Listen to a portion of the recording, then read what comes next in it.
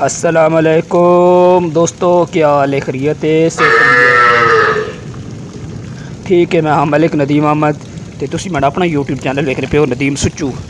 माशाल्लाह काफ़ी अच्छी और ख़ूबसूरत इंटरेस्टिंग माहौल और ख़ूबसूरत अल्लाह दे फजल व करम नाल जिथे रवो खुश रवो, आबाद रवो, हसने बसने रवो, मुस्कराने रवो और अल्लाह पाक तुसां सारे इंशाअल्लाह खुश रखे, आबाद रखे, हंसना बसना रखे, मुस्कराना रखे। आज का वेदर बहुत ही खूबसूरत है।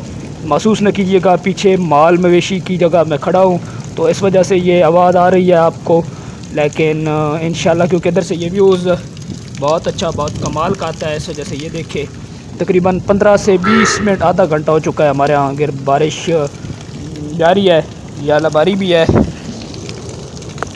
आप ये देखें कि बहुत बड़े बड़े दाने हैं यालाबारी के, तो आप अंदाज़ा लगा लें कि किस तरह की हमारे इलाके में बारिश है। तो चलते हैं वीडियो की तरफ और वीडियो एंजॉय कीजिएगा। मैं साथ में वॉइस नहीं करूँगा, वॉइस ओवर, क्योंकि यहाँ शोर है। तो आप एंजॉय कीजिए बारिश को और कमेंट में बताइएगा कि आपके इलाके का मौसम कैसा है।